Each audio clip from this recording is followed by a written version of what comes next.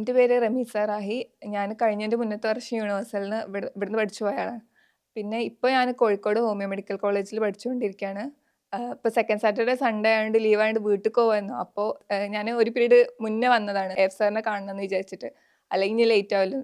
പിന്നെ കാണാൻ വരുമ്പോൾ എനിക്ക് MBBS കിട്ടി. എനിക്ക് MBBS കിട്ടാത്തതിൻ്റെ ഒരു വിഷമം ഉണ്ടായിരുന്നു. സാറിൻ്റെ അടുത്ത് MBBS കിട്ടിയിട്ട് വരണ അങ്ങനെ ഒരു ആഗ്രഹം ഉണ്ടായിരുന്നു. പക്ഷേ സാറ് എനിക്ക് ഞാൻ ഏതാ പഠിക്കുക അങ്ങനെയൊന്നുമല്ല. സാറ് അന്ന് ഞാൻ യൂണിവേഴ്സിറ്റിയിൽ പഠിക്കുമ്പോൾ എനിക്ക് എന്തൊക്കെയാണോ എത്രത്തോളം എനിക്ക് ഇത് തന്നിരുന്നു അതേപോലെ തന്നെ എൻ്റെ എല്ലാ രീതിയിലും മാറ്റി തന്നൊരു ഇൻസ്റ്റിറ്റ്യൂട്ടാണ് യൂണിവേഴ്സിറ്റിയിൽ. അപ്പോൾ അതിനെക്കുറിച്ചിട്ട് പറയാന്ന് പറഞ്ഞാൽ എനിക്ക് അത്രയും സന്തോഷമുള്ളതാണ്. ഞാൻ അതിൻ്റെ മുന്നേയും പഠിച്ച സ്കൂൾക്കൊന്നും പോകണമായിരുന്നു. യൂണിവേഴ്സിറ്റിയിൽ എന്ന് പറഞ്ഞാൽ അതൊരു വേറെ ഫീൽ തന്നെയാണ്. എല്ലാവരും ചെയ്യണ ഒരു മണ്ടത്തരം എന്ന് വെച്ചാൽ ഭയങ്കരമായിട്ട് പഠിച്ചുകൊണ്ടിരിക്കും. നമ്മൾ ചിലപ്പോൾ ചിലവർ ഉറക്കമൊഴിച്ച് പഠിക്കും. എന്തായാലും ഒരു 5.5-6 മണിക്കൂർ ഉറങ്ങണം. നന്നായിട്ട് ഉറങ്ങിയിട്ടും നന്നായിട്ട് ഭക്ഷണം കഴിച്ചിട്ടും ഒക്കെ റെഗുലറായി ചെയ്തിട്ട് അതിൻ്റെ കൂടെ തന്നെ നമ്മൾ പഠിക്കണം. പിന്നെ മെയിൻ ആയിട്ടുള്ള ഒരു കാര്യം നമ്മൾ എക്സാംസ് സ്കിപ്പ് ചെയ്യും. നമ്മൾ വിചാരിക്കും ഞാൻ ഒന്നും പഠിച്ചിട്ടില്ല അവിടെ പോയിരുന്നിട്ട് അത്രയും സമയം നമ്മൾ കാൽക്കുലേറ്റ് ചെയ്യും ഇത്രയും അവർ കളയുക അങ്ങനെയൊക്കെ. മണ്ടത്തരാണ്, അത് ഒരിക്കലും ചെയ്യരുത്. എല്ലാ എക്സാംസും എത്ര കുഴപ്പമുള്ളതാണെങ്കിലും ഒന്നും പഠിച്ചിട്ടില്ലെങ്കിലും പോയിരിക്കുക, ഓരോ ക്വസ്റ്റ്യൻസും ചെയ്ത് നോക്കുക. സ്വയം ചെയ്യണേക്കാളും പല കാര്യങ്ങളും നമുക്ക് എക്സാം ഹാളിൽ നിന്ന് പഠിക്കാൻ പറ്റും. എന്നിട്ട് വന്നിട്ട് ഞങ്ങൾക്ക് ഞാൻ ബീറ്റ ഹോസ്റ്റലിലായിരുന്നു ലാസ്റ്റ് ഉണ്ടായിരുന്നത്. അപ്പോൾ അവിടെ നമ്മൾ ചെയ്തിരുന്നത് നമ്മൾ ഒരു ഗ്യാങ് ആയിട്ട് എല്ലാവരും കൂടി ആ question paper complete full 180 questions ഉണ്ടെങ്കിൽ 180, 200 ക്വസ്റ്റ്യൻസ് ഉണ്ടെങ്കിൽ 200 ഫുൾ എല്ലാവരും ഇരുന്ന് വർക്കൗട്ട് ചെയ്ത് അത് കംപ്ലീറ്റ് ചെയ്തിട്ടാണ് നമ്മൾ അന്ന് കിടന്നുറങ്ങുക. അതാണ് ഏറ്റവും നല്ല ബെനിഫിറ്റ് ഉണ്ടായിരുന്നത്. പിന്നെ അന്ന് എഫ് സാറ് അധികം ആ ദിവസം ഞങ്ങൾ ഹോസ്റ്റലിലേക്ക് വരാറുണ്ടായിരുന്നു. ക്വസ്റ്റ്യൻസിന് എന്തെങ്കിലും പാറ്റേൺ മാറ്റണോ അല്ലെങ്കിൽ എന്തെങ്കിലും ബുദ്ധിമുട്ടുണ്ടോ, വേറെ എവിടെയെങ്കിലും പോയാൽ എങ്ങനെ അതിൻ്റെ ഏറ്റവും ഹയർ പൊസിഷനിലുള്ള ഒരാൾ വന്നിട്ട് തന്നെ നമ്മളോട് ചോദിക്കുമല്ലോ എന്ന് എനിക്കറിയില്ല. ഇവിടെ എന്ന് പറഞ്ഞാൽ എഫ് സാർ തന്നെ നമുക്ക് നേരിട്ട് വന്നിട്ട് എല്ലാ ബുദ്ധിമുട്ടും എനിക്കൊക്കെ ഒരു ധൈര്യമായിരുന്നു, എന്തുണ്ടെങ്കിലും എഫ് സാറിനോട് പറയാമല്ലോ, അങ്ങനെ ഒരു തരം ധൈര്യമായിരുന്നു എനിക്ക് ലാസ്റ്റ് യൂണിവേഴ്സിറ്റിയിൽ വന്നപ്പോൾ. ഫസ്റ്റത്തെ ഇയർ വന്നപ്പോൾ എനിക്ക് സാറിന് അറിയില്ലായിരുന്നു. അപ്പോൾ എനിക്ക് ഭയങ്കര ബുദ്ധിമുട്ടായിരുന്നു എങ്ങനെ യൂണിവേഴ്സിറ്റിയിൽ നിൽക്കണത്, ഇത്രയും സ്ട്രിക്റ്റ് ഉള്ള ഹോസ്റ്റൽ അങ്ങനെ. പക്ഷെ ലാസ്റ്റ് ആയപ്പോഴത്തേക്കും ഞാൻ എല്ലാത്തിനോടും അഡ്ജസ്റ്റ് ആയി.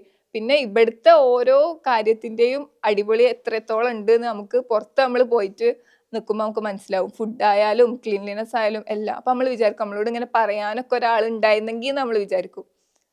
ഇനിയിപ്പോൾ ഒരു ജനുവരി ഫെബ്രുവരി ആ സമയത്ത് തന്നെ എല്ലാ ചാപ്റ്റേഴ്സും ഒരുവിധം മൊത്തം കഴിഞ്ഞിട്ടുണ്ടാവും. നിങ്ങൾക്ക് ചിലപ്പം ചാപ്റ്റർ കഴിയുന്നതിൻ്റെ മുന്നേ തന്നെ എക്സാമിനുള്ള ഷെഡ്യൂളൊക്കെ കിട്ടിയിട്ടുണ്ടാവും.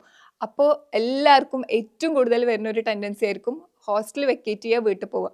ഒരു കാരണവശാലും അത് ചെയ്യരുത്. കാരണം നമ്മൾ യൂണിവേഴ്സലിൻ്റെ ഉള്ളിലിരുന്നിട്ട് നമ്മൾ കാൽക്കുലേറ്റ് ചെയ്യുന്ന ഒരു സാധനം ആവില്ല നമ്മൾ പുറത്തിറങ്ങിയിട്ടുണ്ടാവുക.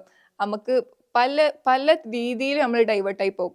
ഇപ്പം നമ്മൾ പഠിക്കണം എന്ന് 100% വിചാരിച്ചിട്ട് തന്നെ ആയിരിക്കും ഇരിക്കുക. പക്ഷെ ഒന്നിലേ പുറത്തുനിന്ന് ആൾക്കാർ വന്നിട്ടും എങ്ങനെയെങ്കിലും നമ്മൾ വഴിതിരിഞ്ഞ് പോകും. അതുകൊണ്ട് 100% നിങ്ങൾ ഒരിക്കലും ഹോസ്റ്റൽ വെക്കേറ്റ് ചെയ്ത് ഹോസ്റ്റലിൽ തന്നെ നിന്ന് പഠിക്കുക. കാരണം ഇവിടെ അത്രയും സിസ്റ്റം നമുക്ക് ഒരു രീതിയിലും ഒരു ഡിസ്റ്റർബൻസും ആരും ഉണ്ടാക്കില്ല. പിന്നെ നമ്മളിനിപ്പോൾ എന്തായാലും പ്രൊഫഷണൽ കോഴ്സ് കിട്ടിയാൽ പുറത്ത് പോകേണ്ടി പഠിക്കേണ്ടി വരും. അപ്പോൾ ഇതൊരു ട്രെയിനിങ് ആയിട്ട് കണക്കൊക്കെ വേണ്ടി ഇപ്പം നിൽക്കുന്നതും. പിന്നെ കുറച്ച് നമുക്ക് എന്തൊരു നല്ല കാര്യം കിട്ടണമെങ്കിലും കുറച്ച് ബുദ്ധിമുട്ടുകൾ സഹിക്കേണ്ടി വരും. അങ്ങനെ ഒരു നമ്മൾ വീട്ടുകാരെ വിട്ടൊക്കെ അപ്പം നിങ്ങൾ അതൊന്നും മെയിൻ ചെയ്യണ്ട. അപ്പം നിങ്ങൾ പഠിക്കുക.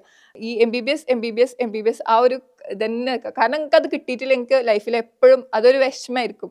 കിട്ടിയില്ലല്ലോ ആ ഒരു വിഷമം ഇല്ലാതിരിക്കാൻ ഇപ്പോൾ ഒരു 3 മാസങ്ങൾ നന്നായിട്ട് വർക്ക് ചെയ്യുക. കുറച്ച് ചാപ്റ്റേഴ്സൊക്കെ ഒഴിവാക്കിയിട്ടുണ്ട്. അതുകൊണ്ട് അത്രയും ഹെവി ലോഡ് ഇല്ല. ചില ആൾക്കാർക്ക് ഉണ്ട് ഇനോർഗാനിക് എത്ര പഠിച്ചാലും പഠിയില്ല, പി ബ്ലോക്ക് അങ്ങനത്തെ സാധനങ്ങൾ. ഇപ്പം അത് ഒഴിവാക്കിയ കാരണം അവർക്ക് കുറച്ചും കൂടി നല്ലപോലെ ഇതാക്കാം. എനിക്ക് പറ്റിയൊരു തെറ്റ് ബയോളജിനെ നെഗ്ലക്റ്റ് ചെയ്യരുത്. ഞാൻ ചെയ്ത ഏറ്റവും വലിയൊരു തെറ്റാണ് ബയോളജി. നമ്മൾ വിചാരിക്കും ബയോ പഠിച്ചാൽ കിട്ടും. ഉറപ്പായിട്ട് ബയോ പഠിച്ചാൽ കിട്ടും. പക്ഷെ എല്ലാ പഠിക്കണതിൻ്റെ കൂട്ടത്തിൽ ബയോളജി നിങ്ങൾ പഠിക്കണം. കാരണം ബയോളജി പഠിച്ചിട്ടില്ലെങ്കിൽ നിങ്ങൾക്ക് ഇതാണോ അതാണോ അങ്ങനെ ഒരു കൺഫ്യൂഷൻ നന്നായിട്ട് വരും. ഒരിക്കലും ബയോളജിനെ നെഗ്ലക്റ്റ് ചെയ്യരുത്.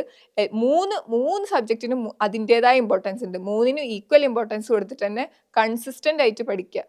നിങ്ങൾക്ക് MBBS കിട്ടിയാലും നിങ്ങൾ ഏത് ഒരു പ്രൊഫഷണൽ കോഴ്സിൽ നിങ്ങൾ കയറിക്കഴിഞ്ഞാൽ നിങ്ങൾക്ക് എന്തായാലും ഒരു ടെൻഷനോ അങ്ങനെയൊന്നും ഉണ്ടാവില്ല. ഒരു നല്ല സാറ്റിസ്ഫാക്ഷനിൽ നിങ്ങൾക്ക് പഠിക്കാൻ പറ്റും. ഞാൻ ഇവിടെ വന്നിട്ട് ഞാൻ മാത്രമല്ല എഡ്യൂക്കേറ്റഡ് ആയത്, എൻ്റെ പാരൻസും എൻ്റെ മൊത്തം ഫാമിലി എഡ്യൂക്കേറ്റഡ് ആയി. ഫസ്റ്റ് ഇവിടെ വരുന്നത് എൻ്റെ എളാപ്പൻ്റെ മോള്. അവളാണ് ഇവിടെ ആദ്യമായിട്ട് യൂണിവേഴ്സിറ്റിയിൽ എൻ്റെ വീട്ടിൽ നിന്ന് വരുന്നത്.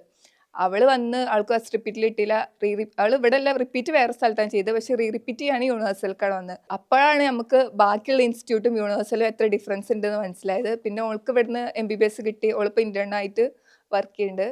പിന്നെ എൻ്റെ പാരൻസിനെ പറ്റി പറയുകയാണെങ്കിൽ അവർക്കും ഒരു ധൈര്യം കൊടുത്തത് എഫ് സാറാണ്.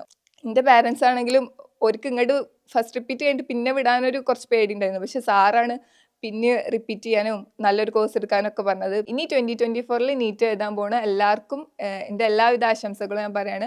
പിന്നെ കൺസിസ്റ്റന്റ് ആയിട്ട് തന്നെ പഠിക്കുക, എന്താ വേറെ ചിന്തകളൊക്കെ ഒഴിവാക്കുക.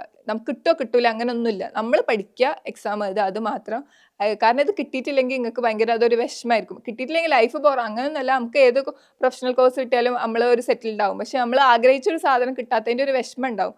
അതുകൊണ്ട് മാക്സിമം ഇത് കിട്ടാൻ തന്നെ വേണ്ടിയിട്ട് നല്ല പരിശ്രമിക്കുക. എല്ലാവർക്കും ഓൾ ദി ബെസ്റ്റ്.